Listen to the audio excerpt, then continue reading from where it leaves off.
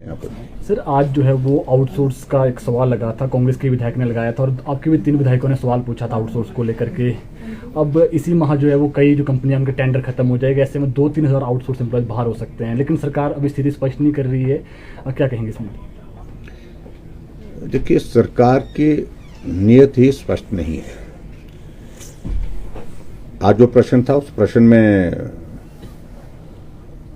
प्रश्न के उत्तर में यह भी पूछा गया था कि पिछली सरकार ने कोई नीति बनाने की प्रक्रिया शुरू की है, और सही मायने में उसका जवाब आना चाहिए था कि भाई उसमें प्रक्रिया बनाने के लिए शुरुआत की थी, सत्य है। लेकिन उन्होंने जवाब दिया नहीं, नीति भले ही नहीं बनी, लेकिन उसके बावजूद भारतीय जनता पार्टी की सरकार ने सिद्धांत रूप से ये तय किया था कि हम हिमाचल प्रदेश में जो आउटसोर्स कर्मचारी जितने भी हैं उनको काम से नहीं निकालेंगे, नहीं हटाएंगे।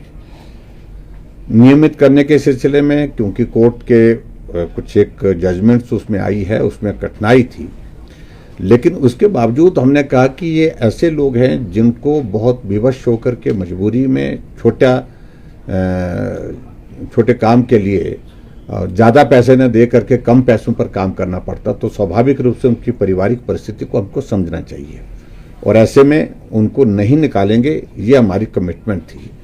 लेकिन कांग्रेस पार्टी की सरकार सत्ता में आने के पश्चात आज हजारों कर्मचारी जो आउटसोर्स में अपनी सेवाएं दे रहे हैं, वर्षों से सेवाएं दे रहे हैं, उनको उनने वापिस भेज दिया, घर वापिस भेज दिया, हटा दिए गए। और उसमें बहाना यही लगा दिया जा रहा है कि कॉन्ट्रैक्ट था, कॉन्ट्रैक्ट की अवधि समाप्त हो गई।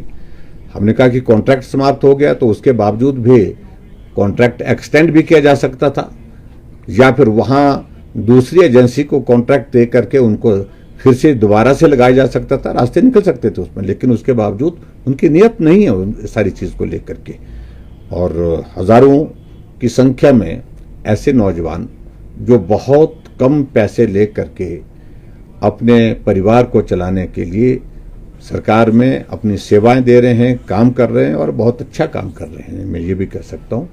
तो ये दुर्भाग्यपूर्ण है, और कांग्रेस पार्टी जिस तरह से गोलमोल जवाब देने की कोशिश कर रहे हैं, तो इसका अभिप्राय सीधा है कि वो बेरोजगारों की समस्या से बहुत ज्यादा चिंतित नहीं है, कोई लेना देना नहीं है।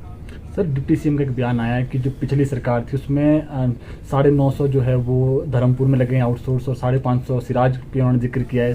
1400-1500 भर्तियां जो है वो आउटसोर्स की धांधली की बात कही है उन्होंने। देखिए, वो अगर ऐसी बातें कहते हैं कि जो भी करना उनको उचित लगता है वो करिए।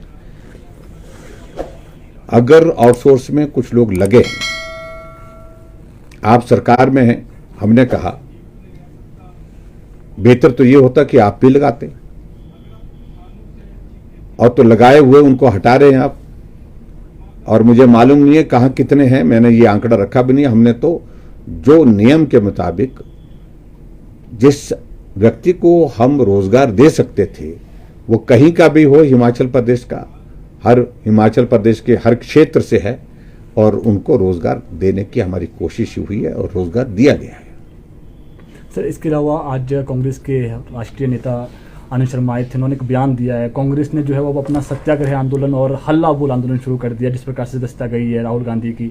उन्होंने जवाब दिया है आज की जो लोकतंत्र है उसकी हत्या की जा रही है, और इस तरीके की कार्रवाई आज से पहले नहीं हुई है। आज से पहले एक नहीं अनेकों हुई है। राहुल गांधी कोई कानून से ऊपर नहीं है,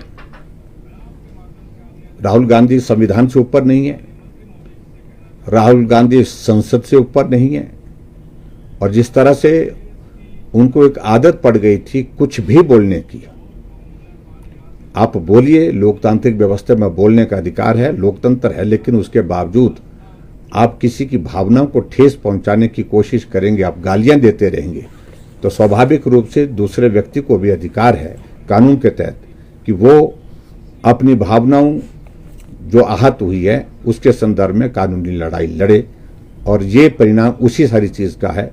भाषण में हमने जो बोला, मामला कोर्ट में गया, कोर्ट में सुनवाई हुई, और निर्णय आया कि 2 वर्ष की सजा, हालांकि जमानत भी साथ में दे दी उनको, लेकिन उस सारी जजमेंट के पश्चात एक कानून की परिधि में एक व्यवस्था ये भी है कि कोई व्यक्ति अगर 2 साल के लिए जिसको सजा हो जाती है तो उसकी सदस्यता लोकसभा विधानसभा से जा सकती है। लोकसभा सचिवालय ने उसी के अंतर्गत कार्रवाई की है। सर आखिरी सवाल है, 4 दिन रह गए हैं, ओपीएस की एसओपी नहीं आई है, सरकार कह रही है कि हम 1 अप्रैल से कंट्रीब्यूशन बंद कर देंगे। किस तरीके से देख रहे हैं, 4 दिन में क्या कर्मचारी ऑप्शन भी चुन पाएंगे या फिर आ भी पाएगी ये? देखिए, मैंने पहले से कहा कि ये सारी चीज़ों का कोई मतलब नहीं है। जो जिस प्रकार की चीज़ें ये करने की कोशिश कर रहे हैं, कहने की कोशिश कर रहे हैं, एक भी चीज़ पर उस तरह से ये अभी तक खरे उतरे नहीं है। असत्य बोलना, झूठ बोलना, ये वर्तमान सरकार की एक बहुत बड़ी एक आदत बन चुकी है और मैं समझता हूँ कि ये बहुत बड़ा दुर्भाग्य है। एक सरकार बनने के बाद जो बात जिम्मेवारी के साथ कहनी चाहिए थी और करनी चाहिए थी, उस पर ही बोलना चाहिए। और जिस तरह से इन लोगों ने ओपीएस के मामले में गुमराह किया, ओपीएस के साथ साथ में जो महिलाओं को 1500 रुपये देने के मामले में गुमराह करने की कोशिश है फिर भी चल रही है।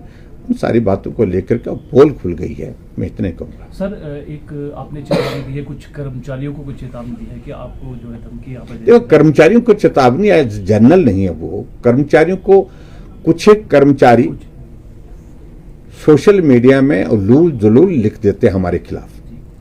किसी व्यक्ति ने इनके खिलाफ लिया तो वो तो सस्पेंड कर दिए सरकार के किसी नेता के खिलाफ, लेकिन हमारे खिलाफ सुबह से शाम तक कुछ कर्मचारी इस हद तक की टिप्पणियां लिखते रहते हैं। तो स्वाभाविक रूप से वो भी कानून के दायरे में होने चाहिए।